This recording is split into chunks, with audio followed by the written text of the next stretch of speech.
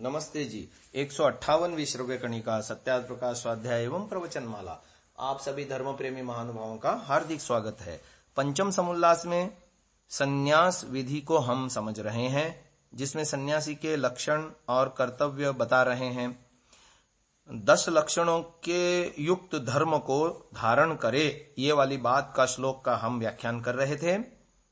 जब सन्यासी भावों में अर्थात पदार्थों में निष्प्रिय, कांक्षा रहित और सब भीतर बाहर के व्यवहारों से भाव में पवित्र हो जाता है, तभी इस देह और मरण पाके निरंतर सुख को प्राप्त होता है। ये हमने 13वें श्लोक का अर्थ हमने जाना था। अब कहते हैं, इसलिए ब्रह्मचारी, गृहस्थ, वानप्रस्थ और सन्यासियों को योग्य है कि प्रयत्न से 10 लक्षण युक्त निम्नलिखित धर्म का सेवन करे। यानी ये केवल सन्यासी के लिए नहीं है, ये सभी के लिए है। तो पहला लक्षण है धृति, सदा धैर्य रखना। दूसरा क्षमा, जो कि निंदा, स्तुति, मान, अपमान, हानि, लाभ आदि दुखों में भी सहनशील रहना।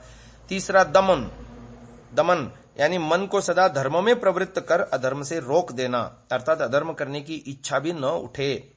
चौथा है अस्तेय, चोरी त्याग, अर्थात बिना आज्ञा व छल कपट व विश्वासघात व किसी व्यवहार तथा वेद विरुद्ध उपदेश से पर पदार्थ का ग्रहण करना चोरी और उसको छोड़ देना साहूकारी कहती है। पांचवा शौच, राग द्वेष पक्षपात छोड़ के भीतर और जल मृत्तिका मार्जन आदि से बाहर की पवित्रता रखनी। छठा इंद्रिय निग्रह, अधर्माचरणों से रोक के इंद्रियों को धर्म में ही सदा चलाना। सातवां धीहि, मादक द्रव्य, बुद्धिनाशक अन्य पदार्थ, दुष्टों का संग, आलस्य, प्रमाद आदि को छोड़ के श्रेष्ठ पदार्थों का सेवन, सत्पुरुषों का संग, योगाभ्यास से बुद्धि का बढ़ाना। आठवां विद्या, पृथ्वी से लेके परमेश्वर पर्यंत पदार्थों का यथार्थ ज्ञान और उनसे यथायोग्य उपकार लेना विद्या, इससे विपरीत अविद्या। नौवां है सत्य, जैसा आत्मा में वैसा मन में, जैसा मन में वैसा वाणी में, जैसा वाणी में वैसा कर्म में वर्तना, अर्थात जो पदार्थ जैसा हो उसको वैसा ही समझना, वैसा ही बोलना, वैसा ही करना भी। तथा 10वां अक्रोध, क्रोधादि दोषों को छोड़ के शांति आदि गुणों का ग्रहण करना धर्म का लक्षण है। इस 10 लक्षण युक्त पक्षपात रहित न्यायाचरण धर्म का सेवन चारों आश्रम वाले करें और इसी वेदोक्त धर्म में ही आप चलना और दूसरों को समझाकर चलाना सन्यासियों का विशेष धर्म है। इसी प्रकार धीरे धीरे सभी संग दोष को छोड़कर हर्ष शोकादि में सब द्वंद्वों से विमुक्त होकर सन्यासी ब्रह्म ही में अवस्थित होता है। सन्यासियों का मुख्य कर्म यही है कि सब गृहस्थ आदि आश्रमों को सब प्रकार के व्यवहारों का सत्य निश्चय करा, अधर्म व्यवहारों से छुड़ा, सब संशयों का छेदन कर सत्य धर्मयुक्त व्यवहारों में प्रवृत्त कराया जाए। अब आगे बात आती है सन्यास ग्रहण का अधिकार। तो प्रश्न पूछा गया कि सन्यास ग्रहण करना ब्राह्मण ही का धर्म है व क्षत्रिय आदि का भी? उत्तर दिया, ब्राह्मण ही को अधिकार है, क्योंकि जो सब वर्णों में पूर्ण विद्वान, धार्मिक, परोपकार प्रिय मनुष्य है, उसी को ब्राह्मण नाम है। बिना पूर्ण विद्या के, धर्म परमेश्वर की निष्ठा और वैराग्य के सन्यास ग्रहण करने में संसार का विशेष उपकार नहीं हो सकता। इसीलिए लोकश्रुति है कि ब्राह्मण को ही सन्यास का अधिकार है, अन्य को नहीं। यह मनु जी का भी प्रमाण है। एष वो भीतो धर्मो ब्राह्मणस्य चतुर्विधः पुण्योक्षय फलः प्रेत्य राजधर्मम निबोधत। ये मनु जी महाराज कहते हैं कि हे ऋषियों, यह 4 प्रकार अर्थात ब्रह्मचर्य, गृहस्थ, वानप्रस्थ और संन्यास आश्रम करना ब्राह्मण का धर्म है। यह वर्तमान में पुण्य स्वरूप और शरीर छोड़े पश्चात मुक्ति रूप अक्षय आनंद का देने वाला संन्यास धर्म है। इससे आगे राजाओं के धर्म मुझसे सुनो। इससे यह सिद्ध हुआ कि संन्यास ग्रहण का अधिकार मुख्य करके ब्राह्मण का है और क्षत्रिय आदि ब्रह्मचर्य आश्रम आदि का है। अब जो द्विज धर्म के इन 10 लक्षणों को अध्ययन, मनन और पालन करते हैं, वे परम गति मोक्ष को प्राप्त करते हैं। अब आगे आता है, किन्हीं विद्वानों की मान्यता है कि श्लोक में ब्राह्मण शब्द का द्विज मात्र में उपलक्षण रूप में प्रयोग हुआ है, क्योंकि इससे पूर्व ब्राह्मण वर्ण के साथ साथ द्विजों के चारों आश्रमों के धर्मों का उल्लेख हो चुका। इसलिए ब्राह्मण शब्द से क्षत्रिय और वैश्य का भी ग्रहण होता है और सभी को समान रूप से संन्यास ग्रहण करने का अधिकार स्वतः प्राप्त है। यह ठीक है कि विभिन्न स्थानों पर द्विज, विप्र आदि शब्दों का ब्राह्मण के पर्यायवाची रूप में व्यवहार हुआ है, किंतु वर्ण व्यवस्था के अंतर्गत सभी वर्णों के पृथक पृथक धर्मों, कर्तव्यों का स्पष्ट उल्लेख होने से गुणकर्म स्वभाव के आधार पर प्रत्येक की अपनी अपनी पहचान है। समाज का मुखिया कौन है? वेद का उत्तर है ब्राह्मणोस्य मुखमासीत्। अथर्ववेद ने इसे और अधिक स्पष्ट करते कहा कि ब्राह्मण एव पतिर् न राजन्यो न वैश्यः। ब्राह्मण ही, न क्षत्रिय न वैश्य। भगवान मनु ने कहा ब्राह्मणस्य चतुर्विधः धर्मः अभिहितः और सब राजधर्म निबोधत। ब्राह्मण का चतुर्विध धर्म बता चुके और राजा क्षत्रिय का सुनो। यानी ब्राह्मण का धर्म चतुर्विध इसलिए कहा क्योंकि उसी को चारों आश्रमों ब्रह्मचर्य, गृहस्थ, वानप्रस्थ और संन्यास में प्रवेश का अधिकार है। शेष वानप्रस्थ से आगे नहीं जा सकते। ग्रंथकार ने ही और भी के साथ प्रश्न करके और उत्तर में भी ही का ही प्रयोग करके बिल्कुल असंदिग्ध शब्दों में अपनी बात कह दी। संन्यास ग्रहण करना ब्राह्मण ही का धर्म है व क्षत्रिय का भी उत्तर ब्राह्मण ही को अधिकार है। साथ ही अपने मत के पक्ष में हेतु भी दे दिया, क्योंकि जो सब वर्णों में पूर्ण विद्वान, धार्मिक, परोपकारी, प्रिय मनुष्य है उसी का नाम ब्राह्मण है।